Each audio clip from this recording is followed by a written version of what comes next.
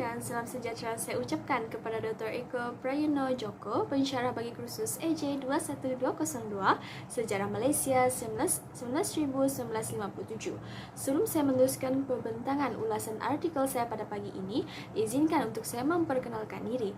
Nama diberi Beatrice Lee Anak Rani, memegang nombor metrik BA 2011-0219, akan membentangkan sebuah ulasan artikel yang bertajuk Pemerintahan Brooke dan Pelajaran Bumiputra di Sarawak. Artikel tersebut merupakan hasil penulisan Sabiah Osman yang telah diterbitkan di Jurnal Jebat pada tahun 1971. Artikel ini mempunyai sebanyak 9 muka surat, iaitu bermula dari muka surat 65 hingga ke muka surat 74.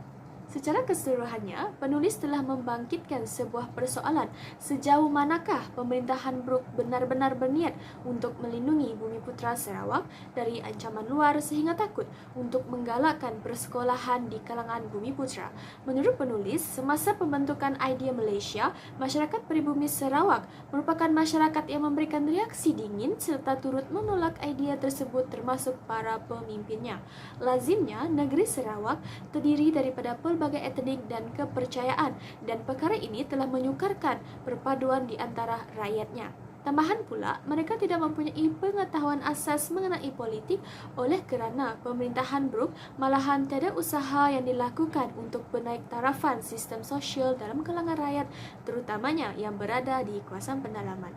Dapat disimpulkan, artikel ini akan membincangkan berkaitan rapat antara pemerintahan Brooke yang bersifat autokratik dan pelajaran yang telah diterima oleh golongan Bumiputra di Sarawak.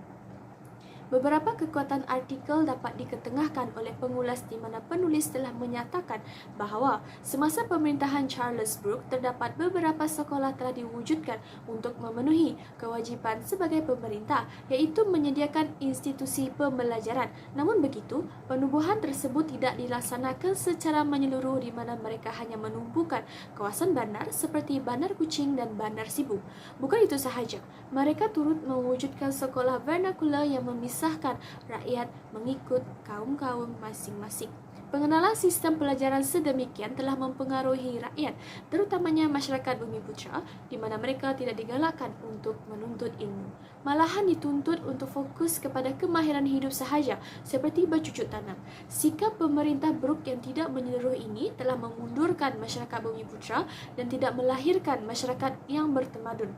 Penulis telah menyertakan contoh di mana beliau memetik pernyataan Edwin H. Gomez, iaitu cara untuk memperbaiki orang Dayak bukanlah dengan mendidik sebilangan tertentu daripada mereka untuk mendapatkan mata pencarian hidup di tempat lain, tetapi mendidik mereka dengan menanamkan idea yang betul di dalam fikiran mereka dan kemudian menghantar mereka balik hidup bersama dengan orang-orang mereka. Selain itu, pengulas turut mendapati penulis telah menguraikan jurang ekonomi yang wujud di antara penduduk Cina dan masyarakat Bumiputra dengan mendalam dan teliti. Masyarakat Cina merupakan masyarakat yang tinggal di kawasan bandar kerana mereka telah dipertanggungjawabkan untuk perlombongan bijik timah. Menurut penulis, sekolah misen tidak sampai ke bahagian pedalaman dan hanya tertumpu di bandar sahaja. Secara tidak langsung, perkara ini telah memberikan peluang kepada orang Cina untuk terus maju dan membolehkan mereka mendapatkan pekerjaan dengan mudah. Sebagai contoh, pada tahun 1947, Government Lay School telah menyediakan pelajaran dalam bahasa pengantar Melayu bagi anak-anak Melayu dan pelajaran pengantar Mandarin bagi anak-anak Cina. Di samping itu, pengulas mendapati penulis memberikan penekanan yang berpusat di mana beliau turut menjelaskan medium yang telah dilaksanakan oleh pemerintahan British untuk menjamin keselamatan masyarakat Bumiputra Sarawak. Menurut penulis, selama 100 tahun Bumiputra Sarawak telah dilindungi dari ancaman luar dan dilayan dengan penuh peri kemanusiaan. Hal ini kerana pemerintah Brooke masih mengekalkan sistem pentadbiran tradisional dengan melantik pembesar-pembesar Melayu seperti Datuk Temenggung, Datuk Bandar, Datuk Imam dan Datuk Hakim. Oleh sebab itu, tiada berlakunya sebarang pemberontakan secara besar-besaran terhadap raja.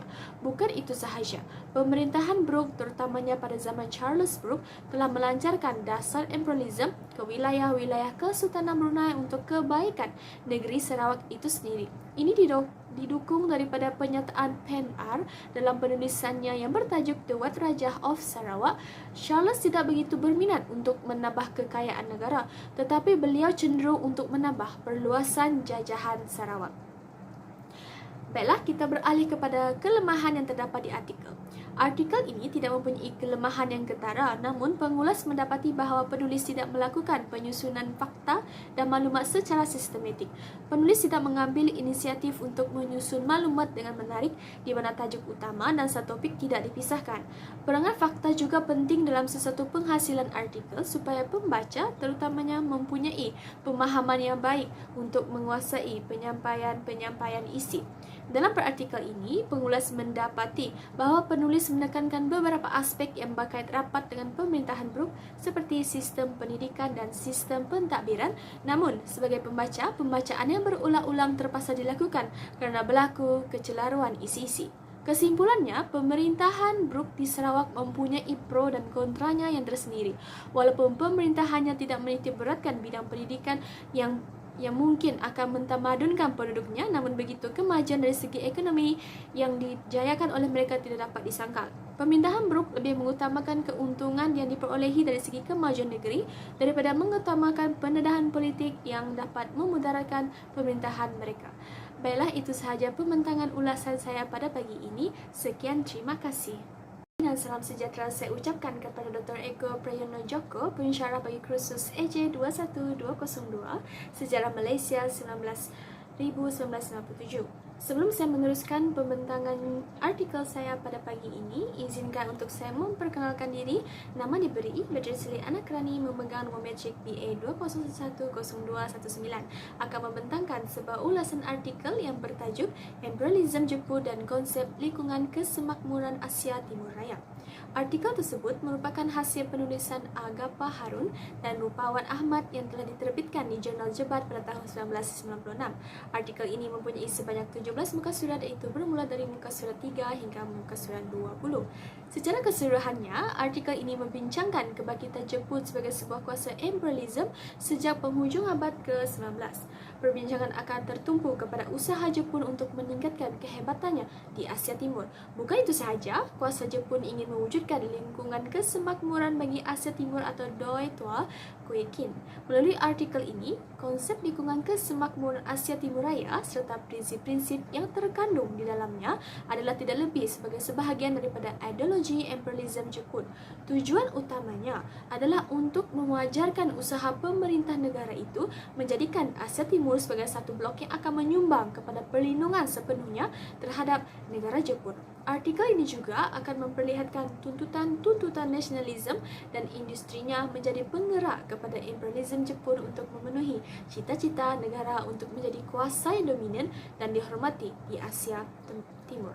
Baiklah, saya akan beralih kepada pembentangan kekuatan artikel. Beberapa kekuatan artikel dapat diketengahkan oleh pengulas mendapati penulis telah menghuraikan sejarah pembentukan doktrin diwujudkan melalui konsep Pan-Asianism atau turut diperkenalkan Asia Ichi.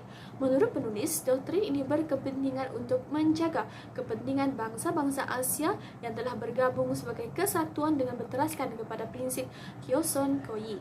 Untuk pelaksanaan doktrin tersebut yang melibatkan beberapa langkah yang agak rumit, namun demikian penulis telah mengambil inisiatif dengan menjelaskan langkah-langkah tersebut dalam artikelnya. Misalnya, langkah pertama merupakan penterjemahan doktrin yang dimulakan selepas mendapat pengisytiharan daripada Konyo, Perdana Menteri Jepun pada 3 November 1938. Manakala langkah seterusnya ialah tindakan Jepun bergerak ke selatan untuk menguasai Son Selatan sebelum jatuh ke tangan kuasa lain. Pengulas turut mendapati kekuatan dari segi pengaplikasian kaedah kualitatif dalam penulisan artikel ini. Melalui artikel ini dapat dilihat bahawa penulis memperbanyakkan penggunaan kaedah kepustakaan yang menggunakan jenis bahan petikan atau keseluruhan dokumen dan kes sejarah dalam menjelaskan huraian dan contoh diberikan. Ini dapat dilihat apabila penulis menjelaskan mengenai keterbatasan Jepun dalam membangunkan ekonomi rentetan keterikatan Jepun kepada perjanjian-perjanjian dengan kuasa barat. Oleh itu, untuk membuktikan pernyataan tersebut, penulis telah memetik petikan daripada Nishi Amane, "There is danger in merely protecting the nation's boundary in response to changing circumstances. If we fail to respond to the changing time, there is no way of defending our society." Penyusunan fakta dan maklumat yang dipersembahkan oleh penulis juga dianggap sebagai salah satu kekuatan yang dimiliki oleh artikel Imperialism Jepun dan konsep lingkungan kesemakmuran Asia Timur Raya ini. Penulis telah menyusun maklumat dengan menarik di mana wujudnya satu peak. Pendengar fakta berkepentingan dalam suatu penghasilan artikel, dan penulis telah memastikan penyampaian ayat-ayat mudah difahami khususnya para pembaca. Misalnya, penulis telah membuat pembahagian satu topik seperti kemunculan Jepun sebagai negara moden, nasionalisme, industrialisme, dan imperialisme Jepun, pemberontakan terhadap orde dunia dan pan-Asianisme, dan konsep lingkungan kesemakmuran Asia dalam konteks imperialisme Jepun. Baiklah, seterusnya saya akan menyentuh kelemahan yang terdapat di artikel.